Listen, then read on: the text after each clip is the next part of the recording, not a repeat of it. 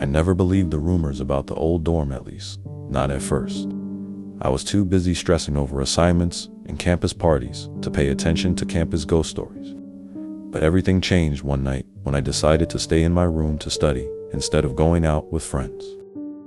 I had 3 exams that week, so I lit a small desk lamp and plunged into my notes. Around midnight, I realized I'd been hearing a dull thumping from the hallway for at least an hour. At first, I assumed it was just someone stumbling home from a party. But when it continued in a slow, measured rhythm, I felt a knot tighten in my stomach. Curiosity got the better of me. Quietly, I stepped out into the hallway. It was empty, the overhead lights flickering faintly. The sound seemed to be coming from down near the stairwell. My heart thumped in my chest as I walked closer, my mind conjuring every ghost story I'd ever heard from upperclassmen. When I reached the top of the stairs, the noise abruptly stopped. For a long moment, I just stood there, my eyes tracing the shadowy corners of each step. Then, from somewhere in the dark below, I heard a whisper, my name, drawn out in a chilling hiss. I froze. My blood felt cold as ice. The whisper came again, this time, closer. I turned to run back to my room, my slippers skidding on the tile floor. But the hallway stretched out before me in a way it never had before, as though it had grown impossibly long. My door, which should have been a few steps away, appeared to be at the far end of a tunnel. The overhead lights flickered off, then back on. When they flickered again, I saw movement behind me in the reflection of a window. A dark shape, impossibly thin, was following in my footsteps. I sprinted. The air felt heavy, like I was running through water. My heart pounded so loudly I thought my eardrums would burst. Finally, I reached my door, flung it open, and threw myself inside. I slammed it shut and slid the deadbolt into place. For several heartbeats, I stood there with my ear pressed to the wood, waiting, listening. Silence. But the moment I started to exhale in relief, I heard that same thumping on my door's low, deliberate knocks. And then, once more, it whispered my name. The knocks came again, slow, rhythmic, each rap echoing in the darkness. My chest tightened as I backed away from the door. My mind raced with questions. Should I open it? Should I barricade it? Call someone? But the only sound I could produce was a shaky exhale. I glanced at my phone, which lay face down on the desk. A part of me wanted to call campus security, but what would I say? Hi, something's knocking on my door, and I'm pretty sure it's a ghost. It felt ridiculous, yet there it was. Knock, knock, knock. Summoning a burst of courage, I inched toward the door. My hand shook uncontrollably as I reached for the peephole. My eyes strained against the darkness on the other side. At first, I saw nothing, just a dimly lit hallway. Then I spotted a shape in the corner of my vision, pressed against the wall. A figure, its head twisted slowly, as though it sensed I was watching. I jerked back, nearly stumbling into my desk. A heavy silence settled. Maybe it was gone. Maybe whatever it was had retreated. My pulse hammered in my ears, so loud that I could barely think. And then an unmistakable scraping noise, like fingernails on wood. The doorknob rattled once, twice, then stopped. My stomach lurched as I pictured a pale hand on the other side, turning the knob, testing the lock. Forcing myself to breathe, I reached for my phone. The screen lit up, momentarily illuminating my dorm room in a cold, bluish glow. I tapped out a message to my roommate, Lucas. Me, dude, come back. Something's happening. Don't ask. Just hurry. I sent it, my eyes darting back and forth between the phone and the door. The next few seconds felt like an eternity. Finally, the screen vibrated with a reply. Lucas, I'm at the library. Be there in 10. You okay? I couldn't bring myself to answer. My hand was shaking too much to type. Instead, I stared at the door, half convinced it would burst open at any moment. But no more knocks came, no scraping, just an unnerving, dead silence. I must have stood there for 5 whole minutes before the hallway lights flickered again. Through the gap at the bottom of the door, I saw the glow of a flashlight beam. Footsteps approached, heavy, rapid. A key jangled in the lock. My heart seized. Then, mercifully, I heard Lucas's voice from the other side. Hey, it's me, open up. Relief crashed into me like a wave.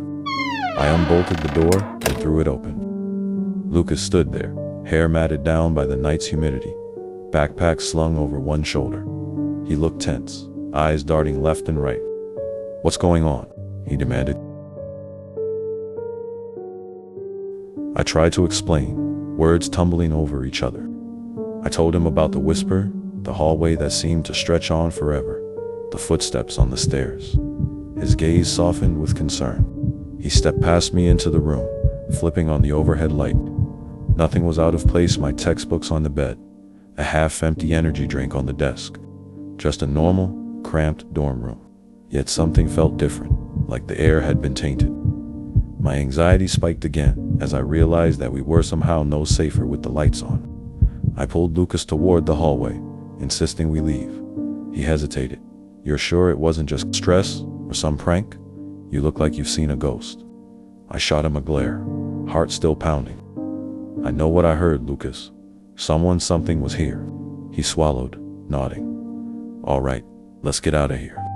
We can crash at my friend's place off campus." We stepped out, and the corridor felt oppressively quiet. A wave of déjà vu hit me, remembering how it had stretched out like a nightmare tunnel moments ago. Now it was just the same old dingy hallway, with flickering fluorescence overhead. My stomach churned with unease. We reached the elevator, and Lucas hit the down button. It opened almost immediately, as though it had been waiting. The ride down was painfully slow. The overhead light in the elevator buzzed. A faint flicker passed over us, making the space feel smaller than it was. My reflection stared back at me from the elevator's steel walls, wide eyes and pallid skin. Lucas tried to break the tension. "So, about that party tomorrow." He trailed off, because we both heard it. A low whisper, echoing in a tight space. We froze, eyes locked. The elevator lurched, lights dimming momentarily. Then, with a jolt, it continued downward.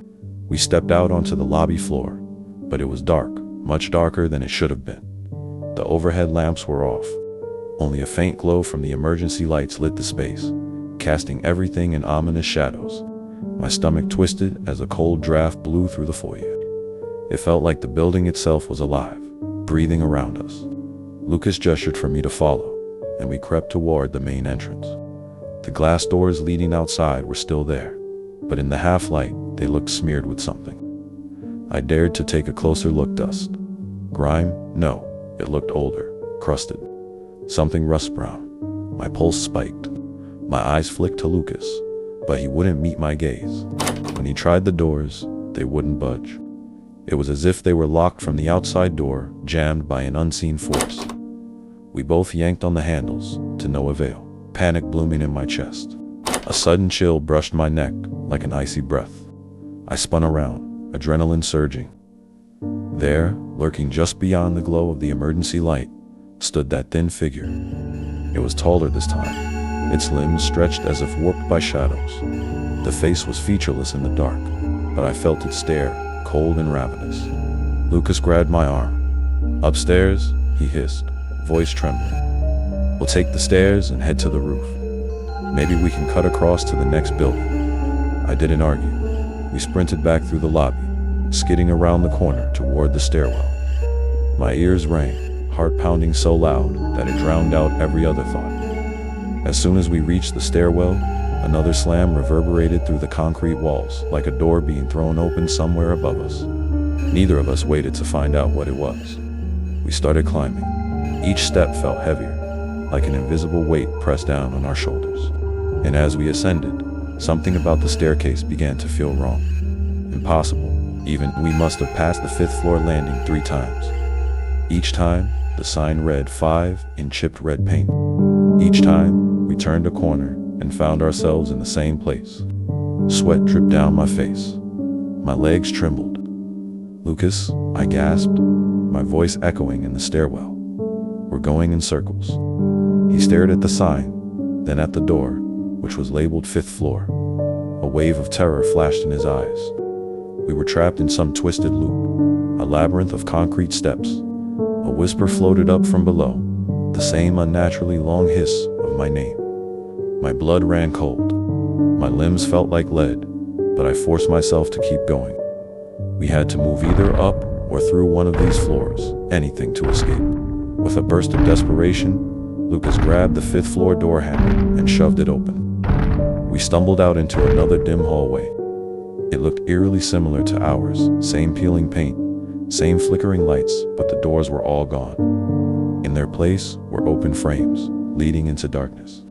An empty corridor of black doorways. Our footsteps reverberated, bouncing off unseen walls.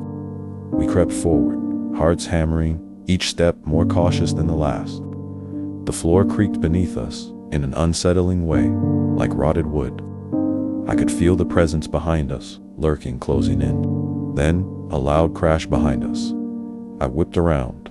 The door we'd come through was gone, just a solid expanse of cracked plaster. We were sealed in. I opened my mouth to scream, but no sound came. Behind us, the hall elongated once more, each open doorway yawning like a hungry mouth. Somewhere, in the dark, that thin figure waited, whispering my name, and I knew, with sudden, stomach-turning certainty, that this old dorm wanted us. It wanted us to join whatever lost souls remained trapped in these halls, forever.